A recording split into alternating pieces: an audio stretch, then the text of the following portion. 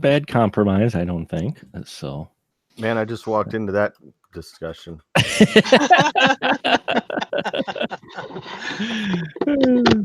thank you for everyone for understanding. Starting a little late. I do have to post later online, Dawn, that people need to go down to the Tech Lounge and get the Captain Ron beverage from the Tech Lounge, the iced coffee that he makes, which isn't like over chunks of ice. It's actually like blended ice. And there's 3 shots of espresso, which I forgot there were until after I bought it. And I'm walking to go get Jill, and I'm realizing it's 9:30, and I've just got a coffee with 3 shots of espresso in it. And you tend to not sleep much anyway?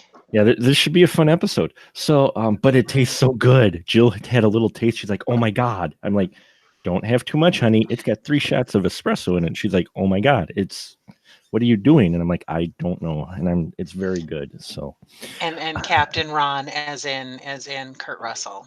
Yes, the movie Captain Ron, because the majority of his beverages at the Tech Lounge are movie themed. So of course they are. Of course they are. You're talking about the man who's obsessed with RoboCop.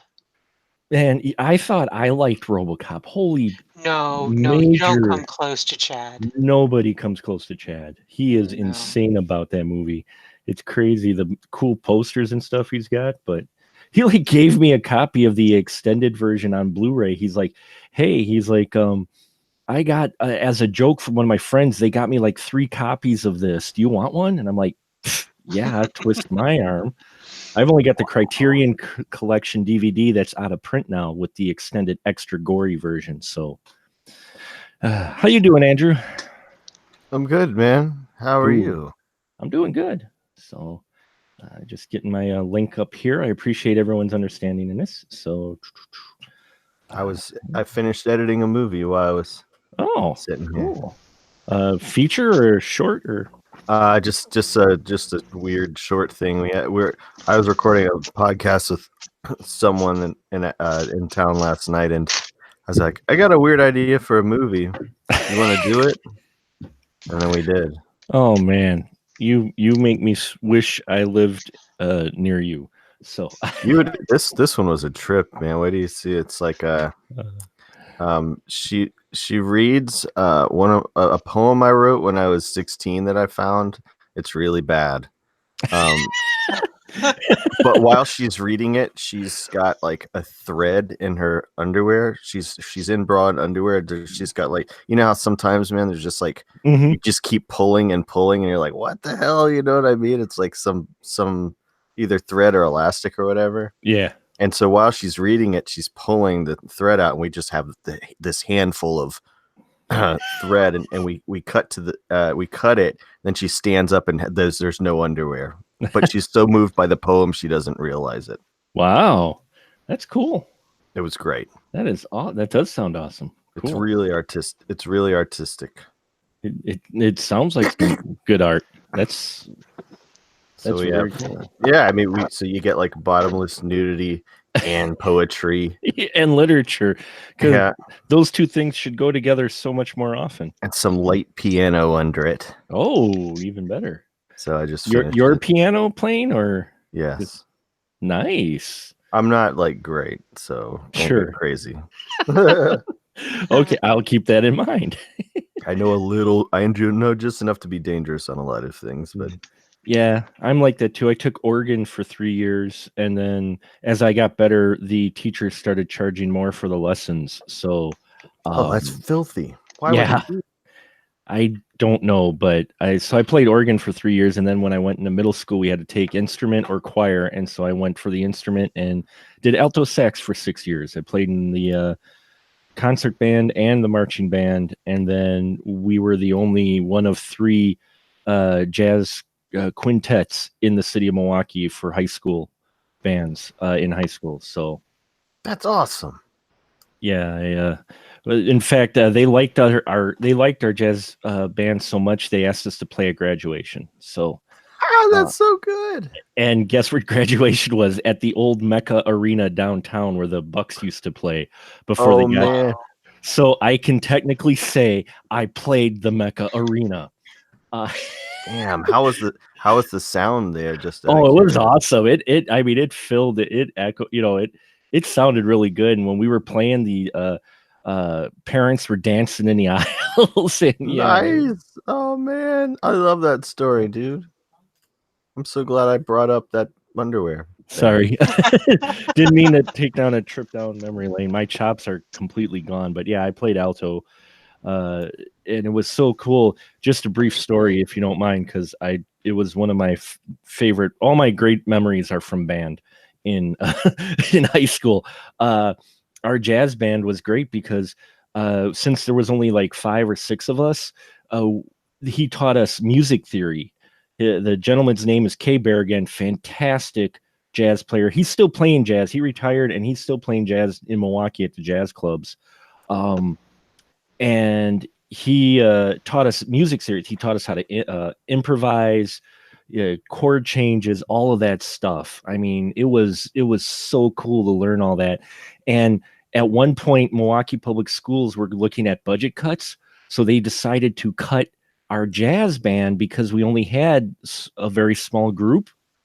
So we decided to take that as a study hall. He assigned us as band monitors, and he unofficially said, you guys could be down here and practice, and he would practice with us in that. So he unofficially still taught us for like a month until like all the parents of the senior class petitioned to have it reinstated as a class.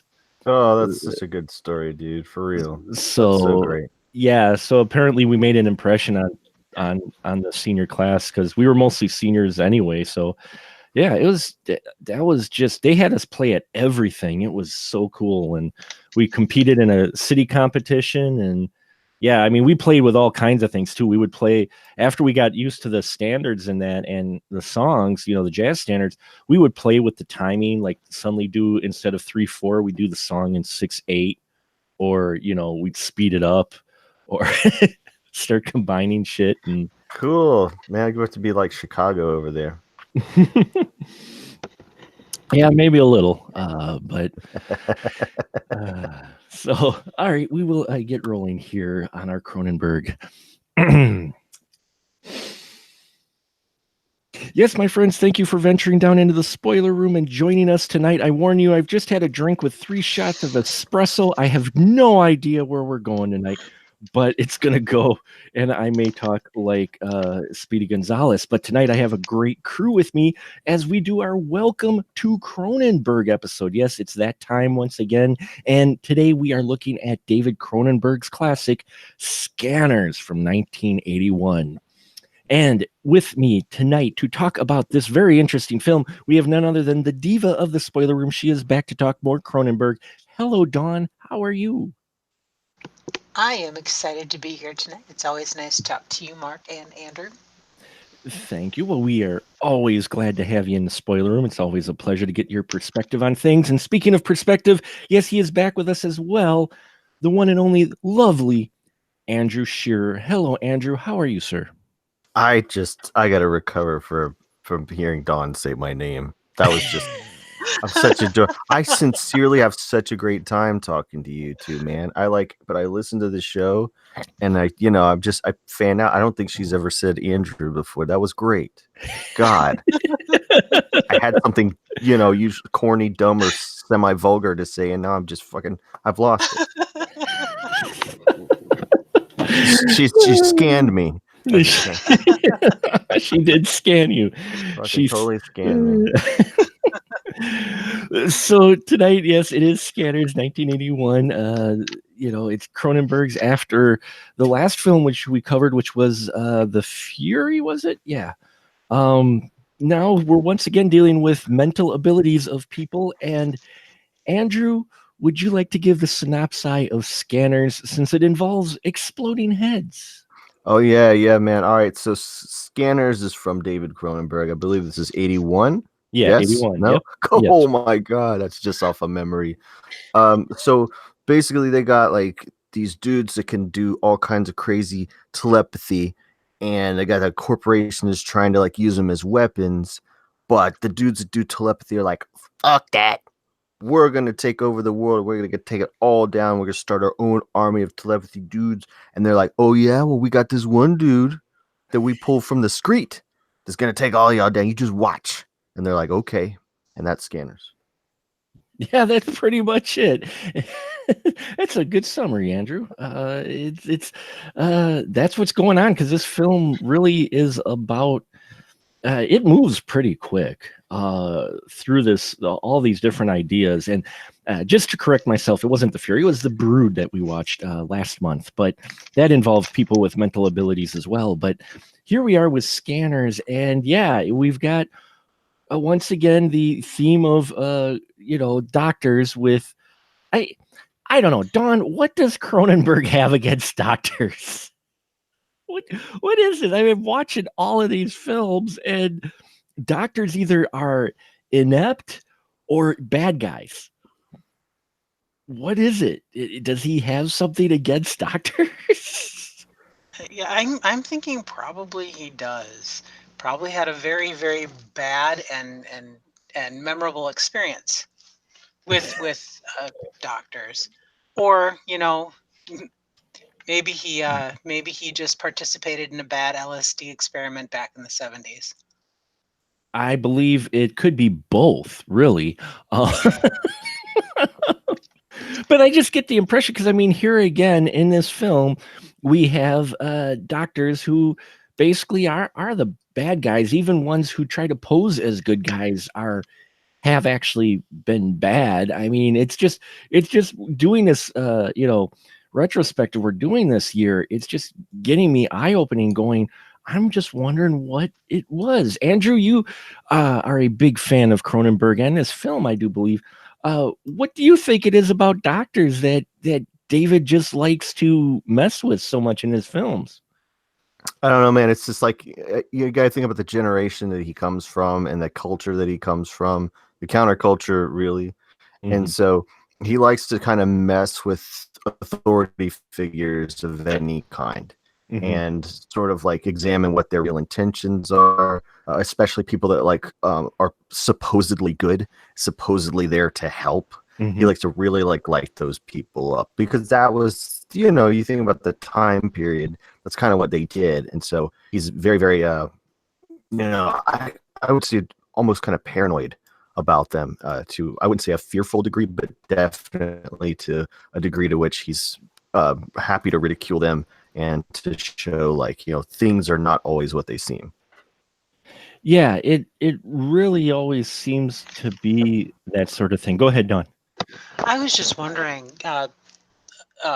thinking about what Andrew was saying, I was just wondering if he had any experience with mental institutions at the time, because that would explain a thing. That would fit, especially for Scanners. That really falls in line with what, especially back in that time period when mental health facilities weren't exactly the best facilities. I mean, now you could argue they still aren't, but that's a good point, huh?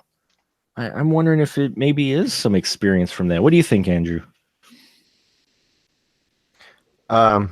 I think Scanners was really hastily written and one of the one of the least visionary movies that he made, and so I would doubt it. Oh, okay. I think we'll get into it, but I feel like this one he was more concerned with just doing an action science fiction movie, more of a commercial than he'd done before. I don't really see. I would be surprised if there was that much depth, quite honestly. Cool. Yeah, no, and you're right about the action, because I mean, the film starts off, we're introduced to our man, who's it, Cameron, I believe his name is? Cameron Vale. Yes, Cameron Vale, who is looking ragged and haggard, and just, he's looking rough. He's in a mall, because one time, folks, there were a thing called malls, and in malls there were food courts where you could sit and eat. It was a beautiful thing. Anyway, I know they still have malls today, but just very few. And then he hears this older couple, these two ladies talking about him, and he totally scanners them. And I mean, how else to put it? You know, he uses his brain to suddenly give her a seizure, basically. I was waiting for her head to pop, but it didn't. But he hears voices. I mean, we start off with a bang with this film, and Don, what do you think about how this film starts? Do you think it just sets things up fairly quickly? I mean, people have seen the poster, so going into the film, you know what kind of to expect. But do you think this opening is very fitting, where he nearly causes a stroke, and then this guy's being chased by men in trench coats? And I mean, how do you think this film started out? Oh, it definitely started out with a bang, and it drops you right in the middle of a situation that you've really got to pay attention to figure out what's going on. Except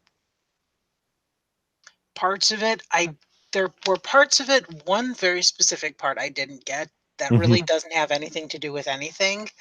But just dropping you into that event where he's listening to the women talk about him and complain about him, and oh my God, he's so disgusting, and then gives her the seizure.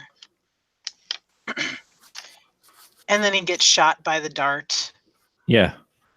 Well, I was running. expecting him. And that was really interesting too, because you get shot with a dart, you think it's a tranquilizer, but it wasn't. But it kind of was. Yeah, it was, but it wasn't. And we get an explanation a little later from Dr. Ruth. No, not that Dr. Ruth. But you thought it every time someone said it. God, I did. Every time. We are children of the 80s, that's for sure. Because every time they said Dr. Ruth, I'm like, she wasn't in here. What?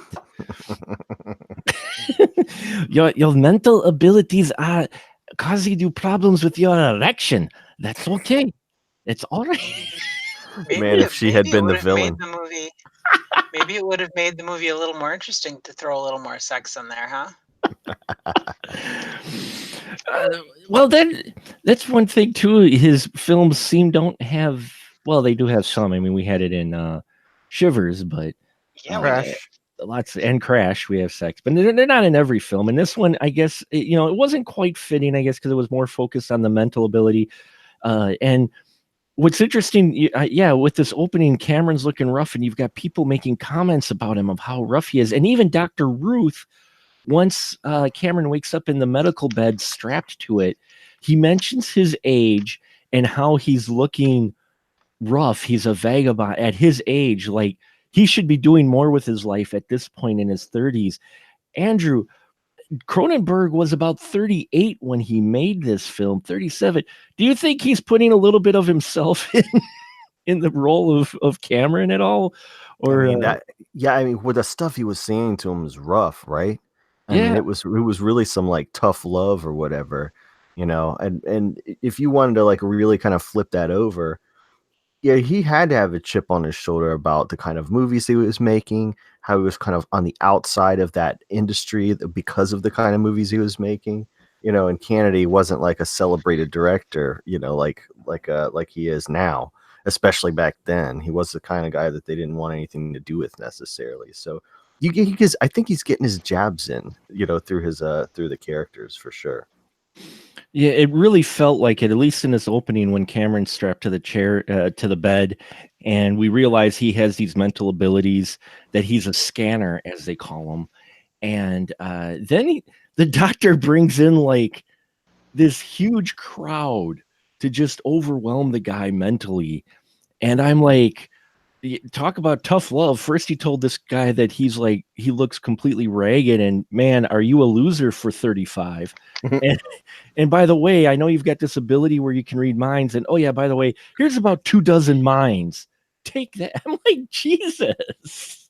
Like, I suspected something maybe was wrong with Dr. Ruth at that point, because it's kind of worn on its sleeve a bit, though later on he says he's good, but we find out no, he isn't actually good. Dr. Ruth is pretty much no worse than any of the other doctors that are part of this Consat company. And then we get a demonstration of a person who says they're scanners. They're going to reveal themselves to the world. And who shows up, Andrew, but Michael Ironside's character, Daryl. And what does this gentleman do? Oh, you're going to give me this one? I'm giving you this one. Y'all are awesome. So the setup is there's a kind of like a conference room, and you've got like the demonstration of a scanner basically. So you've got like this guy sitting up there on stage. He's like, look, okay, everybody, this is gonna hurt a little bit when you get scanned. I just want you to be ready. You might piss your pants, you might poop a little. I'm just warning you, I'm a really powerful scanner. Ironside is back there like, uh-huh. And he's like, can I have a volunteer? And he's like, yeah, sure, I'll go up and volunteer. So he goes up, sits next to him. Homie starts to like scan him or whatever, and he starts to scan him, and you find out he's much more powerful. And this where the movie has its most famous scene. He just makes homie's head just blow up, just like a pow. It's huge. It's one of any list you would see of the best head explosions ever in film. This is, if it's not on the top, it's right near the top. It's brilliant. It's great. Yeah, because you think maybe he's going to do, the guy who's getting scanned by Daryl, by Michael Ironside's character, he's getting a little nosebleed, and you're going, oh, he's going to have like a seizure, something inside, and he's just going to fall over dead. No, his head pops like a balloon, and man, full frame and everything. Don, what'd you think of this scene? Does it catch your attention? I loved it. Did you? I loved it. I thought it was fantastic. Well, you're an Ironsides fan anyway. What do you think of Mr. Ironside in general as the villain, basically, in this film?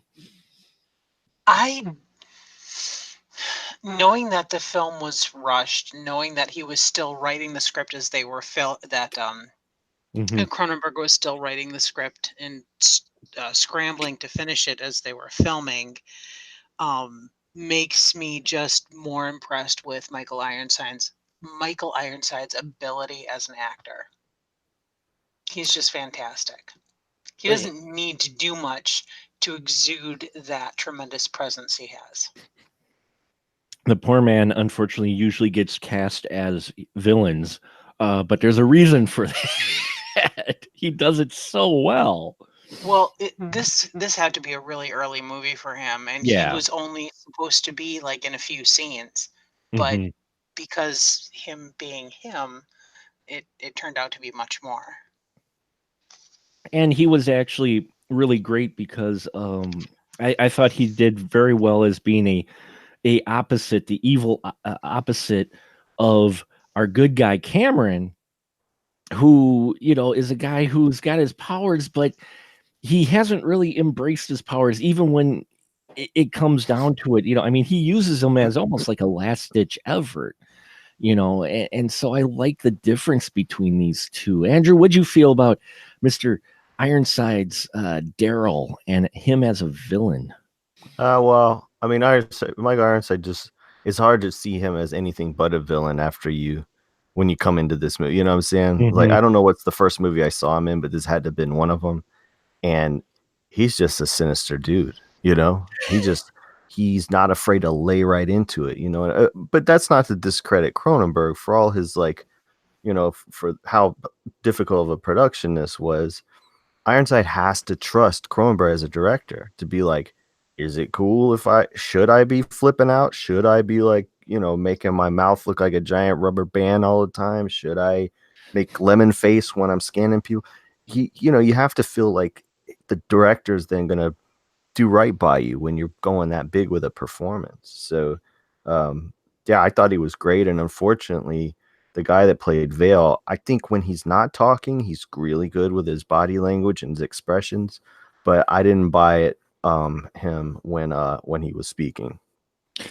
Yeah, Cameron Vale, played by Stephen Lack, his dialogue lines delivery wasn't always the most convincing, and obviously it's tough when you're doing scenes with someone like Ironside, who just throws himself into a character, and especially his early roles as a villain. He's just, you don't see Ironsides in this film. You look at him, but it's Daryl. This guy is just totally there and into it. And the way he's dropping every line is just dripping with something. And then you've got Cameron, who, yeah, he's fine with all the motions and the body language, but I found that too, that when he was trying to deliver lines in that, it felt just a little bit more like he was just reading from memory rather than acting them. Don, how'd you feel about the performance of Mr. Stephen Lack in here? Oh, I agree. You're I agree. Yeah. He's needed to work on that line delivery a little more. But I think he was probably cast more for the physical acting as opposed to the verbal dialogue. Yeah, because you bought into his physical. I mean, when he's scanning someone, you're like, oh man, he's scanning. So I mean, he got the look, his eyes, and the motions and everything. And what's interesting is when you're scanning him, like this scene, the first scene where we get introduced to Daryl, Michael Ironside's character, what I got a kick out of, and I noticed, was at first the way Ironsides plays this is great, because at first when they're doing the scanning, he's letting the guy scan him a bit. And he's acting like, oh, this is discomfort. And then when he switches the tables, when he switches the scanning, because he gets a smile on his face. And I think this goes with what you were saying, Andrew, about the direction. He gets that occasionally in some other spots too, where at first it looks like he might be in a little pain. And then he gets this smile like, oh, I've got you, on his face. And that's what I loved about it. It is, you could tell that this guy enjoys causing pain to just about anyone. But so Cameron gets recruited by ComSat to infiltrate Daryl's group of underground scanners, because we learned that there are like 230 some scanners actually recorded. And so Cameron kind of goes underground, and this is the part I'm glad you guys mentioned it, Rush, because I didn't have a chance to really look up things for the production, but this felt a little rushed on where suddenly Cameron is going to someone's house who is like, this is like this refuge for scanners who are trying to peacefully learn their abilities, and I almost felt like there was something missing in there. Did I miss something, or was it just rushed on? Because this section, I'm like, suddenly he's like going to this house and everything, and I'm like, wait, who are these people? I didn't feel like it was established that well. Or did I miss something, or was it just kind of rushed to where suddenly he's at this refuge for scanners? It did feel not well explained, but when he went to see the artist, he got from the gallery owner, from scanning the gallery owner's brain, that would be the best place to infiltrate to find out where Daryl Ravik would be. You're right. I totally had forgotten at that point about the gallery scene with the artist who was a scanner, and he created his art. But okay, but still, it wasn't that well explained. Yeah, because he went from the gallery scene to the artist's house, where holy cow, that was a lot of buckshot, and that artist got shot a really lot. I wasn't expecting that. I mean, he kept just getting shot with the buckshot spray continuously. Yeah. And, wow. There were a lot of squibs there. Yeah. I did like the artist's sculptures in that, and especially like the one where it was the head went into the head. That was awesome. Yeah. I mean, this guy's place is awesome, and he's got this head that you can crawl into, which again is the imagery of scanners, because he's trying to deal with it. So yeah, okay, you're right. That the art gallery is the part where it was explained a bit, though it just seemed a little rush. Andrew, what'd you think of our artist? You being an artist yourself, what'd you think of that character in this scene with the excessive buckshot? I mean, it was cool because you don't want him to just come into like a warehouse or whatever, so him walking into the artist's space is like walking into his head, and then you see he's actually got an installation that is supposed to represent his head. it's just that scene of maybe any of them had actual kind of meaning to it for me, and from that I was getting from Cronenberg. Like, he really seemed to have thought about that, you know. And I thought that was really, really great. And in terms of how many times he shot, that's just kind of like why they had to put that head explode in there. You need to know what these people can do and just how deadly they are, Right. you know. And by having them just light that guy's ass, you know that this is, they will stop at nothing, and that's how serious they are and how single-minded they are. And also the film, like a lot of movies were at that time, and definitely like would be for a few more years, very concerned with special effects, almost to like a detriment, I think. And so they're not just going to have one bullet hit. He's going to just, you know, they're going to go all out with it because they could finally do that free from censorship, you know? Well, yeah, because you had those 70s drama, crime dramas and crime action films that had the excessive blood and such that they could get away with, and it felt similar to that here. You know, I mean, a little bit more along the lines of the older school, the 70s exploitation type films. I mean, they've got this guy getting shot in slow mo, and you're watching just the blood packs like just shoot out of the guy, and I'm like, holy crap.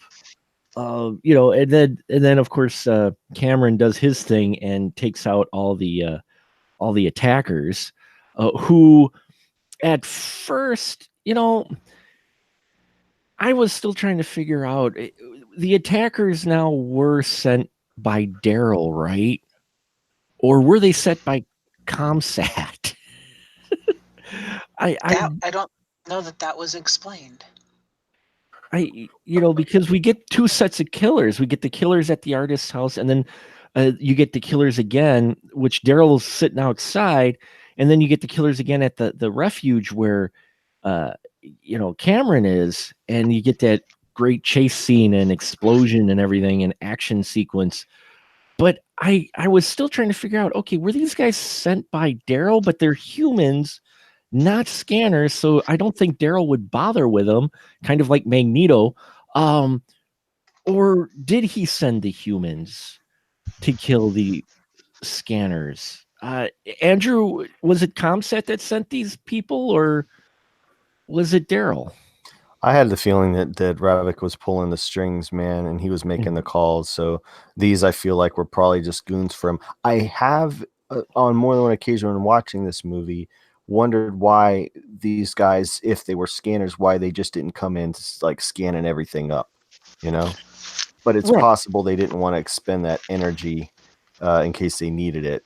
But it does seem odd in a movie where everybody can blow shit up with their head, why they would be having guns, you know? Right, which is, and that's where my confusion was in, because I felt like maybe these guys were humans and not scanners, you know, but then that wouldn't fall in line with Daryl's whole thing of, well, scanners are superior and we're going to create a new race, a new kingdom, an empire full of scanner people, and these people are all going to either get bit or be servants. And I'm like, it was just odd, because I was hoping for a little bit more of some mental warfare going on.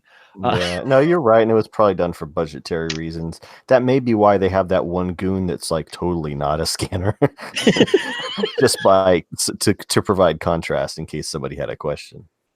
Right. But go ahead. But it might have just been the fact that he used them simply for the fact that they were disposable, to see how powerful Vale was, because look at what Vale did to them. That's true. Yeah. Well, and also who entered into the picture, Kim, who is the woman who was leading this group of peaceful scanners trying to get and embrace their power. She set these dudes on fire. I mean, she's pretty powerful in her own right.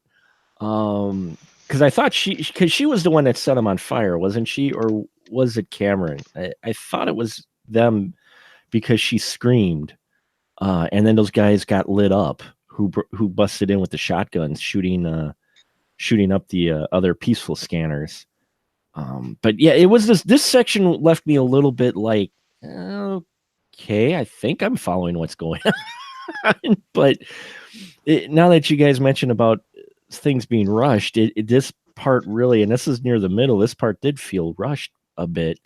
Though it does give you an interesting car chase for a film like this.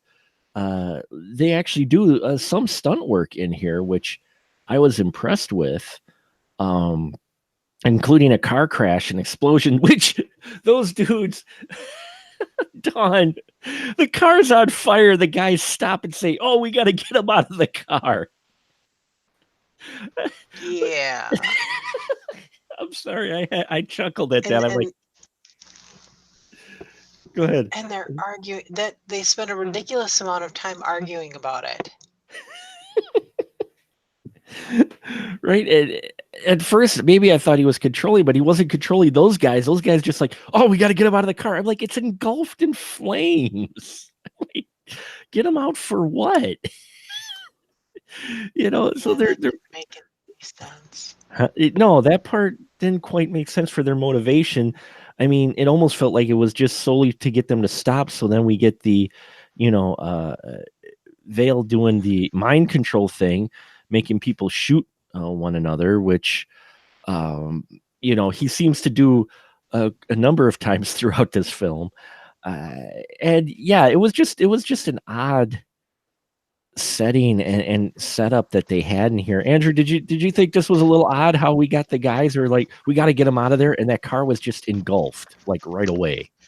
I mean, I because I'm a fan of Cronenberg, I think of his movies like chronologically, and right before this is he made that movie Fast Company, which is a sports drama about race cars. Oh, okay. So I think he was, and because he's an auto racing aficionado. So I think him just coming off of having made that, I think probably just a little. He just seemed to be in more an action mode in general for this movie, and a lot lighter lifting in terms of.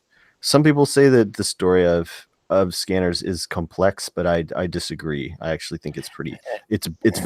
It's pretty basic compared to something like The Brood, but I don't think it's complex. I just think it's a little convoluted in terms of the action. Crimes of the Century is complex. This one is, you're right, more action for sure. This is more an A to B to C kind of film. And though you have an odd, these people with the odd abilities and rather scary abilities, it is, I think, out of all of them, the films we've had so far really feels like almost like the most commercial product. Oh yeah. Of the films we've watched so far. Don, would you agree about that? That especially, I mean, because this action scene was just one example of a number of the things that play out here, that this feels a lot more mainstream for Cronenberg than his earlier stuff, doesn't it? Yeah, I'm not entirely certain that's his fault, though. I mean, it had the potential to be more complex, and I think that due to circumstances beyond his control, he had to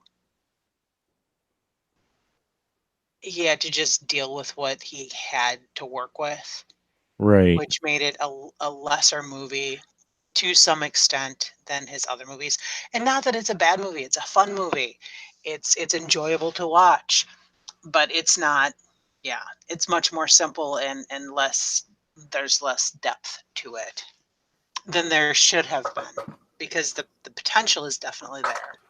Well, yeah, I mean, the potential is there, and you really don't get into even the motivation of Daryl until the very end for the reveal. But other than that, I mean, the things are pretty predictable. Cameron breaking into the one place and getting into the computer and learning there was a secret project, and of course, Dr. Ruth was attached to it, and it involves this chemical. Again, we have a. I'm sorry. Every time I think about the name of this chemical, ephemeral, the first word that pops into my brain is extremis. Oh. So I know that that's not it, but it still makes me laugh because that's a whole different movie.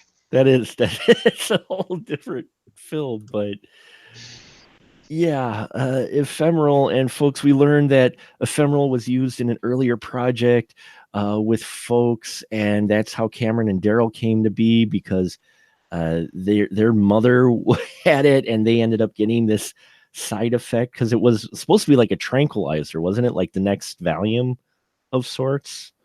It's never quite really gone in depth, but we get all this exposition later on near the end of the film when Daryl finally catches up with Cameron, and you're wondering why didn't he kill him, and then you find out why. Uh, nothing here really is. It does wear a lot of these. I think it wears a lot of the reveals on its sleeve.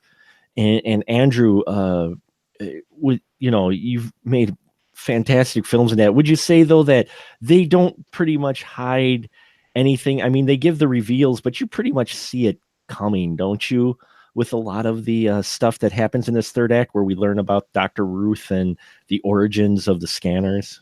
Yeah, I mean, none of it's like a huge shock, but I don't think it was meant to be an aha kind of thing. You know what I mean? I think he really was just, it really was kind of ABC with the character arcs and all of that kind of thing. I mean, it's not, there was no heavy lifting meant. So I don't think he was trying to get you. I just think there was story points that he had to hit, and he hit them when he needed to, and that was kind of that. But I think if you were watching a movie called Scanners, the average person's not looking for much more than what they get from this. You get a lot of fun. I mean, Don mentioned it. It is a very, very entertaining film. Don't get me wrong. I have a blast with it. I mean, if you're a fan of Ironside at all, you've got to enjoy this film. Lemon face and all. Yeah. Although I prefer him in. He did the one he did right after this, Visiting Hours, actually like more. And I like him more in, but the villain role is just going to be by nature more fun than being the hero or whatever. But he still had to do so much with his face to convey things that were going on in his mind. There's just only so much you can do, and then they stick those freaking blow up balloons on his head, which. Oh man, this final mental battle between Cameron and Daryl. Oh, that was wild, man. You're right about the balloons. Holy crap, Cronenberg didn't hold back in this finale. I'm like sitting there going, what the hell? I mean, again, we got bleeding veins, kind of like what we had in The Brood, but to like the extreme. But you know what? For 81, I thought they actually looked well and kind of scary. Don, what'd you think of this final battle with Daryl and Cameron and the special makeup effects they do with this? I enjoyed them quite a lot, actually. I was kind of watching them going, oh, that's really neat. That would never happen, but that's so totally neat. We've Don's medical background is a little handicapped. She's like, yeah, damn it, no. A little bit. I know we've talked in the past about other movies about how psychic phenomena are much harder to convey, especially back in the early 80s when we didn't have all the fancy CGI that you could put all these little ripples and waves and whatnot, like in Scarlet Witch does. But I think they did a really fantastic and good job of showing the violence of this level of telepathy and psychic attack. I mean, because that's really what it conveyed, was the violence of this invasive mental power. Well, and I thought they did well at conveying the fact that the person applying the power, it's not exactly all ice cream and rainbows for them either to do this ability. I mean, the sweat. It was definitely painful and unpleasant for both parties. Yeah, the sweat breaks out on them constantly. Their eyes get real big as they're concentrating, and apparently, when you get two really powerful ones, they really inflate your veins. So, Andrew, how'd you feel about this scene with the makeup effects, though? In that, did you enjoy this bit of it? Did you think it looked even as little over exaggerated as did you was it kind of believable at least that these mental effects were having this kind of effect physically on them? You know what? I hate to do this, but in all fairness, I was asked to be on this one. I did not volunteer to be on this one. It's not one of my favorite Cronenberg movies, but I think I'm going to quote Glenn on this. Glenn.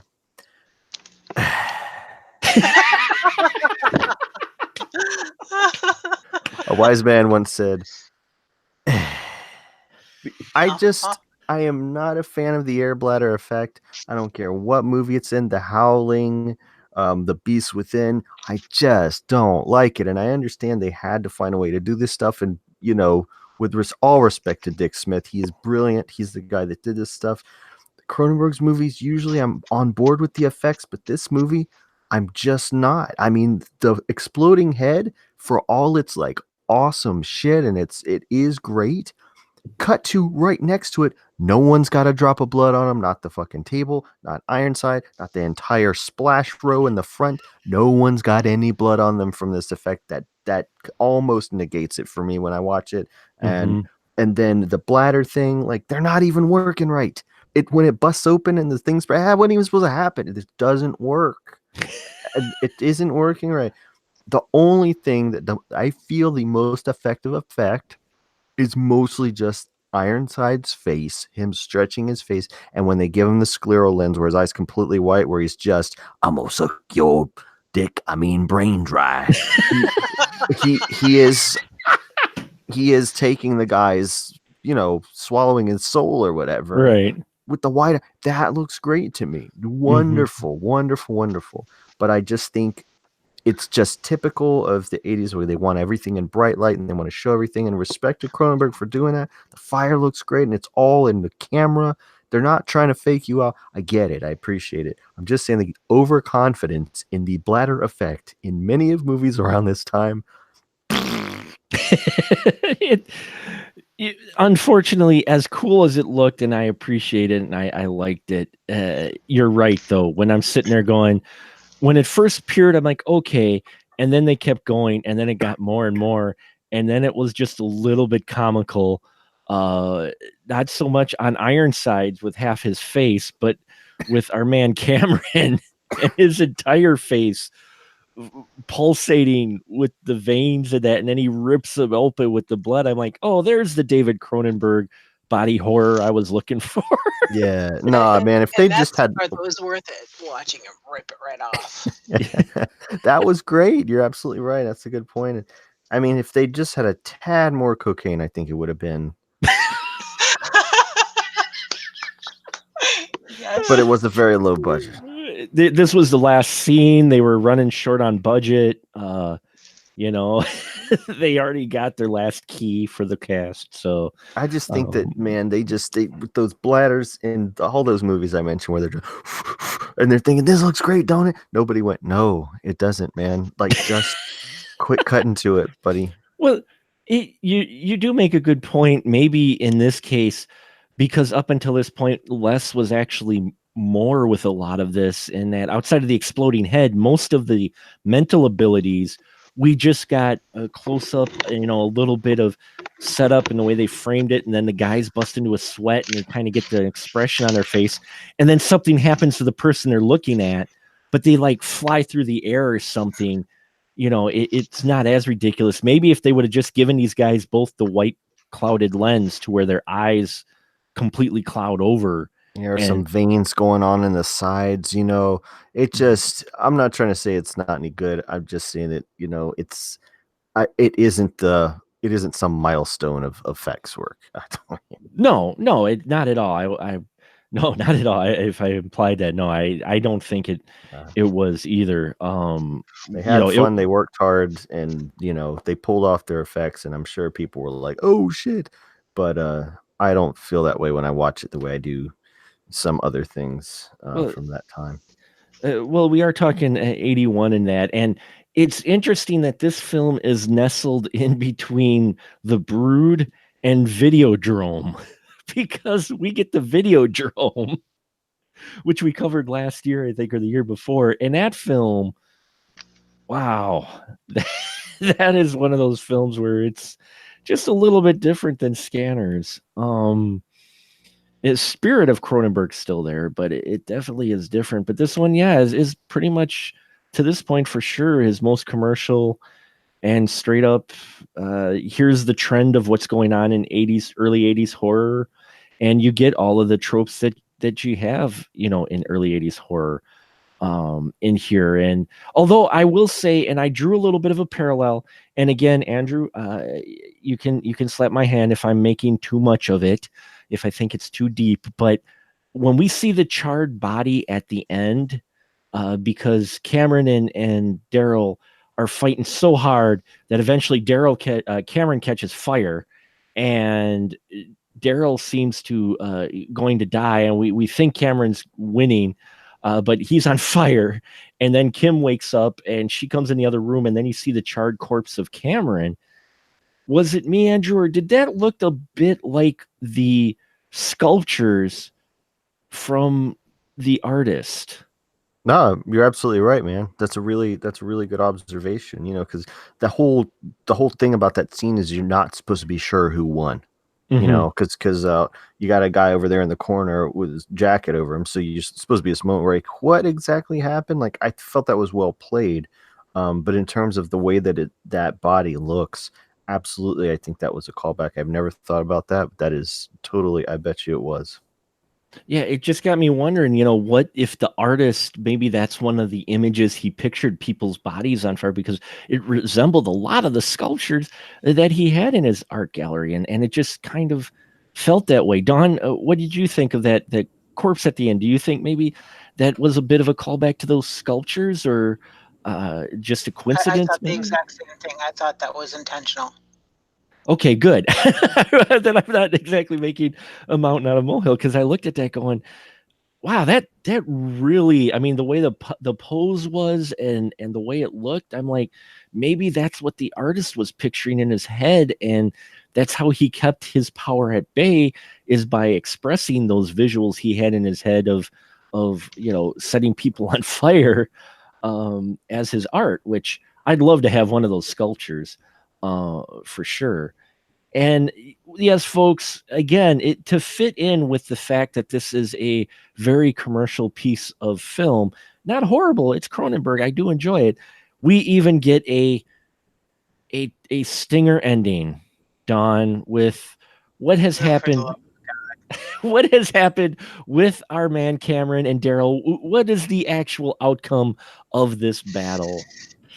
So as Kim walks in and finds the husk of a burned corpse on the ground, and oh Cameron, and realizes that there's a huddled form under a coat in the corner, and then all of a sudden it's Cameron's voice coming from Daryl's body. Yeah. So who did actually win in the end? Daryl did say he was going to consume and become one with Cameron. So who actually won? I was wondering that. Andrew, what's your opinion? Who actually won the battle, since Cameron's now in the body of Daryl? Oh, definitely the bad guys won. You kidding me? Mm-hmm. Yeah. Have you seen any more of the Scanner movies, or just this one? I have not, unfortunately, no. Okay. Well, they won. Oh, they won. Yeah. Do they play with later the conflict of the two consciousnesses in the one body then, or do we want to talk about this? I mean, I've got really only one thing to say, and it's not a very popular thing to say, but maybe we'll get to that after we're done with our final whatevers. Just remind me and I'll say it. Okay. Regarding the sequels. Sure. We can visit those at the end. And yeah, I think we will wrap it up, because out of all of them, it surprised me, out of all the ones we've watched so far, this one really isn't, as Andrew mentioned, not a lot going on that we're used to with a Cronenberg film. There's hints of it there, but it really feels, and I'm wondering if the studio just didn't really stick their nose a lot into it, or if he was forced into a specific lane of producing this, because he has become popular at this point. a popular director as far as making these type of films. I'm wondering if the studio kind of forced him into that lane of making a little bit more straight-laced film, or if he just felt like taking a break and like, I've done all this heavy stuff. I think I'm just going to do something light with people's heads blowing up and veins and such. Yeah, let's do that. So I'm not sure on that, but it still is an entertaining film, I think. And I think we'll wrap it up tonight with our final thought. And then, Andrew, you can tell us a little bit about the sequel too, because I am curious about that. So, Dawn, we'll start with you. What's your final thought with Scanners? Would you still recommend it out of the library of Cronenberg films? I always think things are worth watching. I mean, maybe if you're not enjoying it, you're not the target audience, and that's okay. Sure. One thing that I wanted to mention was the score and just the soundtrack in general. Sure. Was incredibly. I thought that was really effective because it was jarring and overwhelming in a lot of scenes, and it was supposed to be representative of the overwhelming noise which these scanners were constantly barraged with, especially the powerful ones. And I thought that was a really good thing that Cronenberg actually did. One of the few really good things Cronenberg did. And then the one thing that drove me absolutely nuts through the entire film, it made no sense whatsoever, and it just, even now, it's bothering me to think about it. Why the hell did they give the injections in the hand? Good point. You would have thought maybe back of the neck or something instead of the hand. Any place except for the hand. Yeah. Well, I imagine your medical experience also helped with that. Going like one of the more ineffective places to inject them. I mean, you can put things in the top of the hand, but that's not where he was injecting. It was the palm of the hand. Yeah. It makes no sense. Okay, I'm done. Or the thumb. As well. Yeah, you're right. It would have, I think, been more effective with base of skull or anywhere else, inside leg, just jab them somewhere, shoulder. But no, the hand. Yeah, I'm not sure why the hand at all. And I don't think it's a phlebotomist. Huh? I'm not a phlebotomist. Oh, well, no, but still, it's a good point. It is definitely an unusual spot where we normally see in films like this where people get injections. So it is a good point. I hadn't thought about that too much, but you're right. It is calls into questions a bit. Why specifically the hand? Who knows? Because they don't like reach their hand out like the Force. They aren't like Jedi Knights and like, Okay, maybe Jedis don't go, but the older ones maybe. I don't know. If you cut all that music and sound effects out, they're doing that. They're doing that. the gnat sound with the Jedi. They're like all, and and people are going, Obi-Wan, what are you passing a stone or something? No. Oh. Andrew, what your final thoughts with Scanners here, and anything else you'd like to maybe add to it? Please, by all means. Scanners is not one of my favorite by Cronenberg. It's never been one of my favorite. It's basically notable for the great exploding head and Michael Ironside's performance, and that's pretty much it. It's an inferior movie to everything that he made before it and everything that he made after it, I think. He, for some reason, is not allowing a remake to be done. And I think right now would be the best time, because I think I don't know who mentioned it, but it is very superhero-y, very X-Men-y, and they could really reinvent Scanners as a superhero property of some kind and just get away from the whole head explode legacy and just make it a TV series or something. But apparently the guy who made the Saw wanted to do it, and he said no. And I'm guessing because he probably knows that's not the way to go with this thing. This is not, I don't even think, a horror. This is a sci-fi action movie with some gore in it. No more than RoboCop is a horror movie, Yeah, You make a good point. Yeah, this is not really horror. Yeah, so that's he may let somebody do it that's going to take it in. It would be great to see it presented more of like a superhero kind of action thing. But I was talking about earlier, there are in the early 90s, 10 years after this movie was made, they just chucked out 4 sequels to this. Was it 4? Really? Homie, there was Scanner 2, Scanner 3, and then they did Scanner Cop, and then Scanner Cop 2, but I don't think that was the title. It was something else. But there were 4. And I don't want to say they're all better than Scanners, because that would be really mean, but Scanner Cop is totally better than Scanners. Is that playing off what you were mentioning before, where they're taking it from a different approach, and does Scanner Cop have scanner abilities and he used that to fight crime, or it's just taken almost the same story as this, but writing it way better. I'm sorry, that's just what they did. They've really just taken and actually probably wrote it. It's got some neat effects in it too. Watch the trailer and say I'm wrong. It's just, I'm sure people are going to go, oh, what? I'm sure somebody's going to go, but for real, this is how I feel about it. A big fan of Cronenberg. I'm telling you, Scanner Cop's the best. Nice. Well, we'll have to check that out. Maybe even put it on our list. If now you have my curiosity peak, because I had heard of Scanners 2 and 3. I wasn't familiar at all that there was a Scanners Cop, and now they did like one a year, man. I was working at a video store, and I'm like, what is up with all these Scanner? There was there was almost one a year in the early 90s. They just kept cranking them out. I don't even know who liked them, but they weren't. I didn't feel that bad, but definitely. I'm going to say it one more time. Scanner Cop's better than Scanners. And there you have it, folks, from the man himself. I fully honest, back in the day, got Trancers and Scanners mixed up. Because there were almost as many Trancer movies as Scanner films. So yeah.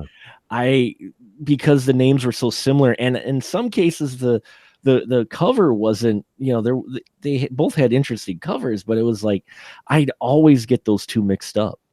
I just imagine if Charles Band had gotten a hold of this Trancer versus Scanners. Oh, dude.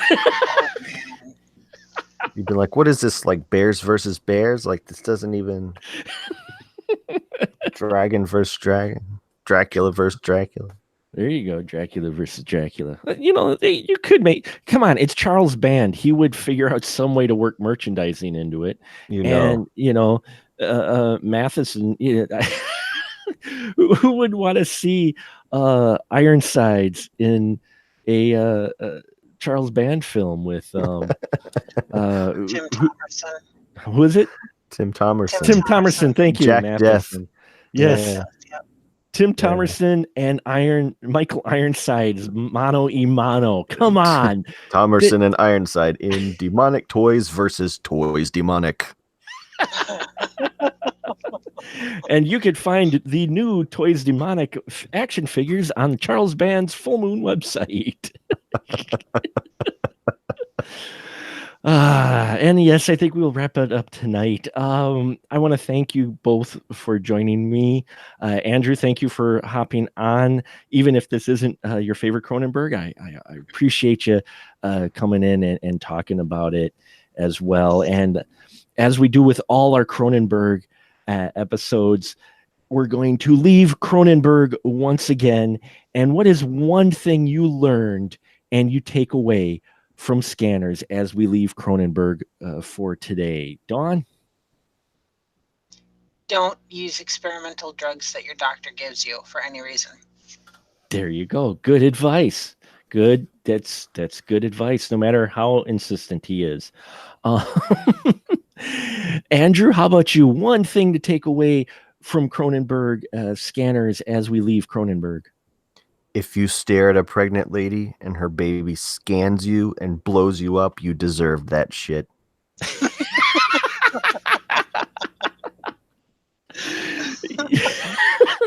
She did kind of deserve it. I'm like, how do you not know you're already being scanned? Leave. You got to wait till your nose bleeds? What the hell? Oh. It's just pregnant women. Just the agency's gone. People are like, "Oh, you're just a vessel now. Yeah, I can do whatever I want. Just stare at you, talk about you." Baby's like, oh, "If you don't, I'm telling you." Yes, and the one thing I took away from Scanners as we leave Cronenberg is that the computer is like a nervous system, and people with scanners can merge with said system. Oh, that was a cool thing. From an IT perspective. The phone was bleeding. The what, Don? The phone was bleeding. The phone was bleeding. We got a close-up of a circuit board frying. How did you love all those old school computers in this? I loved what I loved, and it took me a minute to get used to it, was he's typing on the computer, looking up this Project Ripe, where he learns that that's his origins, basically. And every time he'd hit the enter key or whatever, you hear the click in the background of the tapes of the reels. Yeah. I just love how every key he hits, it shows on the screen like computers are the thing. But he does have some humor in there though with that guy too. But he's like, if you don't do this, I'm gonna kill you. He's like, all right. Yeah, the computer tech guy. He was such a computer tech guy. He's like, it's gonna explode you and probably kill me too. But what the fuck, man? He's like, okay, you want to do this? All right, fine. Here's what's gonna happen. Move. I'm telling you now. Move out of the way and let me click the keys. You're right, Don. The melting phone was very cool. I don't know why the phone booth exploded. But why not? At that point, you've got a phone melting and the power line melting, and we exploded a gas station and a computer server room. So why not blow up the phone booth as well? Yeah, I don't even know what drugs the Canadians were getting a hold of, making those decisions. And I did like, because you do have the computers, and their computers are cool, because this is the early 80s, so computers are so wow. Everybody tried to work it in every movie. This one, you even get credits in computer. It's like the old EGA monitor style. Yeah, it's in the old monochrome. I'm like watching it, like, oh, they're doing the credits in the old monochrome screen. I'm like, okay, that's pretty cool. I like that. Though, folks, I don't care what you believe, in the 80s, especially, they did not have a self-destruct that they could just do on the computer that would just, melt the entire computer. Now he'd be like, download the iOS update. No, we'll lose all of our... Update it or I'll kill you. Okay. Where's all my iTunes?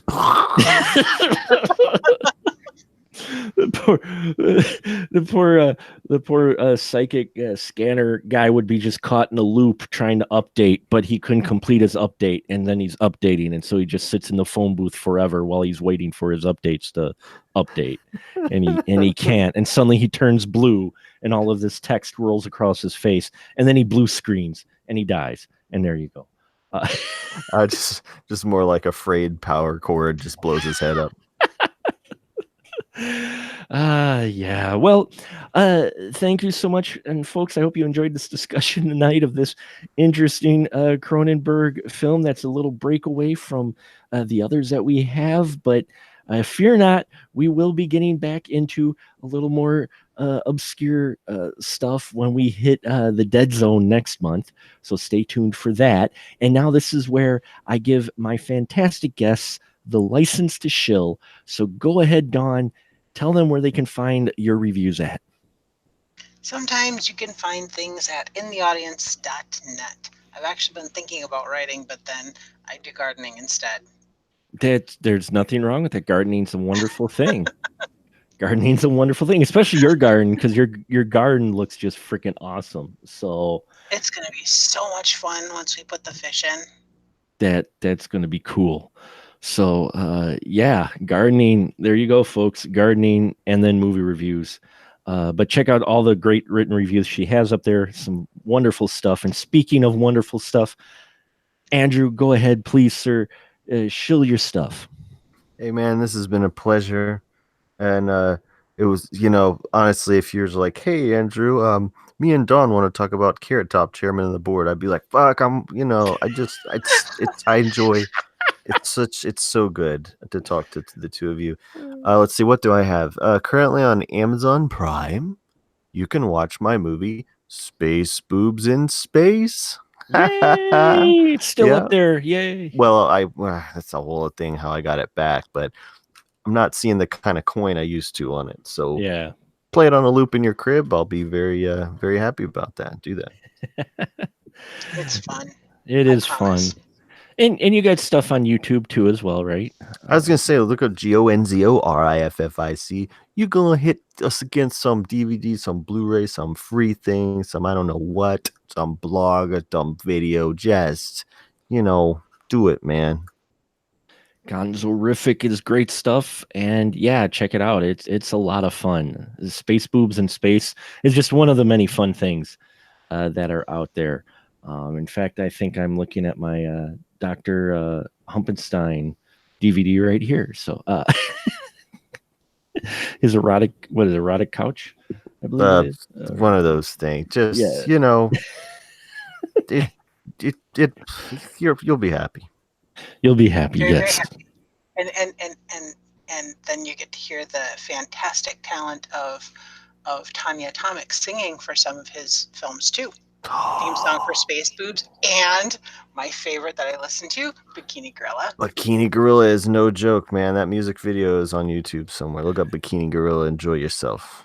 Yes, Bikini Gorilla is great. Tanya Atomic's also a talent, and she's been on our show. She was on our last show, actually. So, yeah, check out all these wonderful, talented people's stuff. They're great. I feel very honored to have all of this wonderful talent on our show. I hope you enjoy listening to it. And if you're really, really bored, you can head out over to the YouTube channel of ours, Special Mark Productions, because I finished my Godzilla challenge of watching all 32 Toho produced Godzilla films before Godzilla King of the Monsters, which comes out tomorrow. Dude, that is so cool that you did that. That is so awesome that you did that. That's got to be my favorite thing you've done. That's so great. Well, thank you, sir. It was a journey for sure, and doing a review on my channel even more so posed a bit of a good self challenge, but it was fun. It was eye opening. It was very interesting. I'm not sure if I'll do that with another franchise. The only other franchise I think that's almost as long as that is James Bond. So, yeah, but it was fun.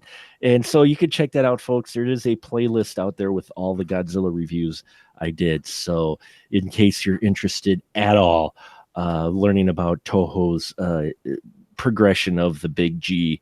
And yeah, so thank you very much for listening, folks. And now just say good night, everyone. Good night, everyone. Good night, everyone. All right, man. All right, I got bounced, man. Cool. I owe Henrik a phone call. This was it was my pleasure, man. It was cool, Andrew. Thank you. I'm so glad to be able to talk to you. Yeah. Oh, don't stop me. I'm gonna turn red on this shit, man. Don't do it. Don't do it. I can't do it.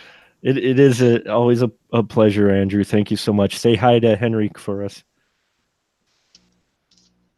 Oh, he already gone. Wow, he just dropped out. Yeah. Okay. So thank you, Don. Yeah, Appreciate no it. problem. I'll be hanging with your lovely lady tomorrow. Yes, I do appreciate it for sure. Yeah, it's just the Godzilla film won't be done till like 9:30. So, but I'm so excited to see it. I'm hoping it's as much. People are like 56% on Rotten Tomatoes, and I'm like, I don't care.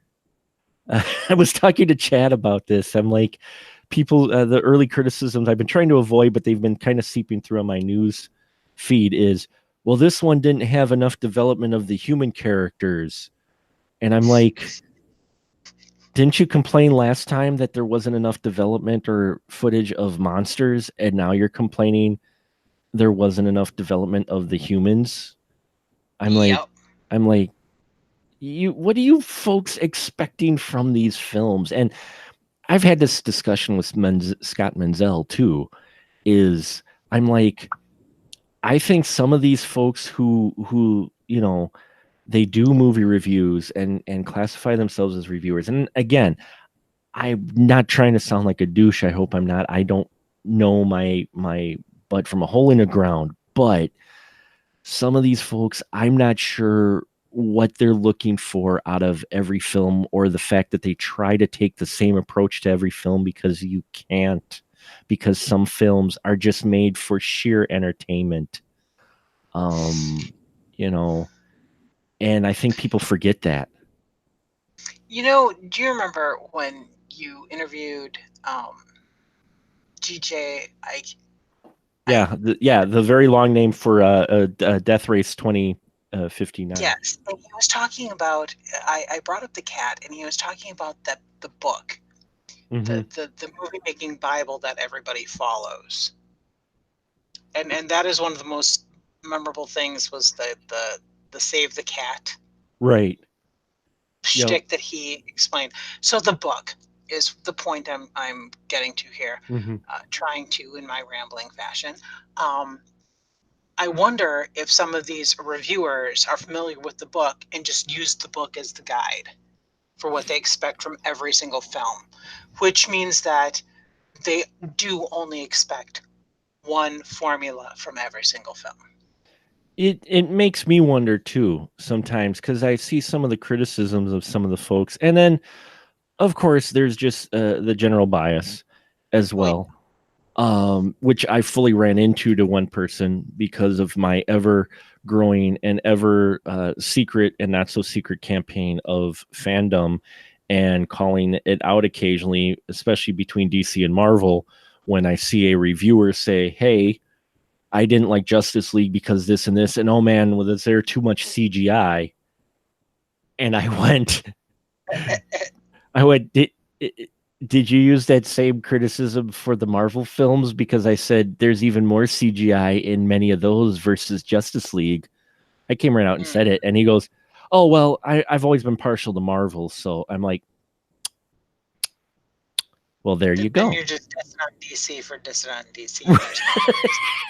Exactly. And I'm sitting here going, okay, that's cool. Everybody's entitled to their opinion, and I'm not saying one's better than the other, and my opinion people can chuck out the window, because I'm the first advocate to say, go see the movie and get your own opinion. Exactly. My opinion is, I like what DC has put out. Granted, when I saw Batman versus Superman, I saw the extended version, not the theatrical cut. So I think I saw the better version for everything I understand. That does make a difference. I enjoyed both, but watching the extended version, it definitely is the more superior of the two cuts, though I enjoyed both cuts. But it is the better film. Go ahead. I definitely like what DC has put out so far. I am looking very much forward to more Wonder Woman, because yes, give me more Wonder Woman. That is my happy spot. And I like the Marvel movies too, for the most part. I like them both. It's just like that whole debate. Well, you can't like Star Wars and Star Trek. I'm like, guess what? I like them both. Thank you very much. You can like whatever you want, as much as you want. I'll be sipping mojitos out of my Star Trek glasses while watching Star Wars. There you go. So, but yeah, I know I'm preaching the choir in that. It's like one of those things though with the Godzilla film, and people, again, first off, going by Rotten Tomatoes, which we all know about that site. I'm just like, you can't even really use that legitimately anymore. And second of all, it's like, go see it yourself. It's a monster film. It's a Godzilla monster film. And that's why I'm going to be interested to seeing it after now doing this Godzilla challenge, because I never actually watched all of them. I've watched some of them. They've usually been out of order, especially the newer ones. I had not watched many except Final Wars and Godzilla 2000. So I'm going to be very interested to see if, having watched all those and seeing all the different iterations and what approaches they've done, looking at what influences and what he pulled from, because just from the trailer alone, I can see certain scenes that he's borrowed from previous Godzilla films. And so I'm kind of excited to see what else, I'm like, I want to see that. I want to see these influences. And yeah, the biggest thing though for me was still, I'm like, last film, everybody complained there was very little Godzilla. This time, people are saying, oh, these humans are doing stupid decisions. And I'm like, you realize Godzilla films are at their core a horror film, right? Like, so you have people make stupid decisions in horror films usually. But besides that, you don't go to a Godzilla film usually for all the human characters. Make them Exactly. make them plausible enough to get you to the Godzilla parts. And you know what? Some of those Toho ones, watching them, that's what they did. Some of them, the human ones, the human story was just to get you to the next Godzilla parts, to move things forward to the final fight with Godzilla. That's was the whole point of some of those movies and the human characters. While the others, I will say the early ones, especially the majority of the ones directed by Ishiro Honda in the Showa series, those early ones, he did an excellent job of taking a human storyline and the Godzilla storyline and meshing them together, yet giving equal time to both and equal depth to both on most of them.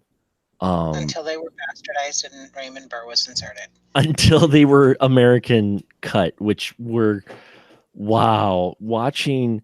I did wherever I could watch. So I actually watched more than 32 movies, because where I could, I'd watch the Japanese one and then the American one. And man, that was hard.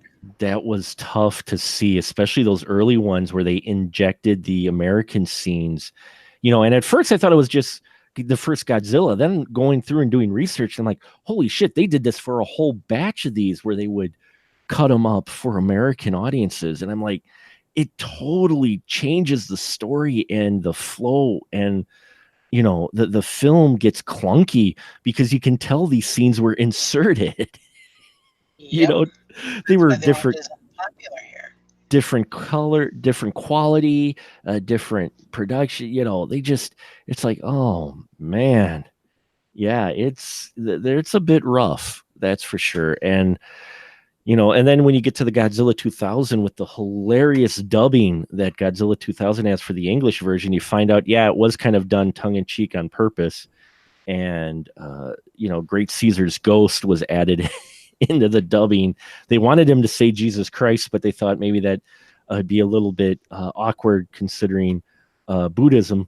So they instead had the one guy exclaim Great Caesar's ghost, which is by far a lot more humorous. But sorry, I ramble. Thank you, Dawn.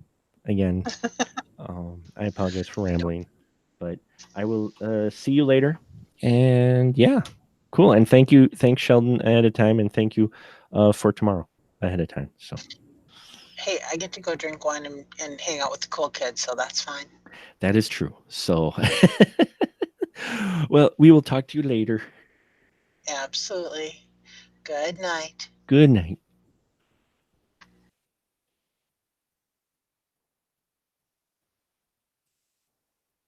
That's what I get for having 3 shots of espresso in a drink.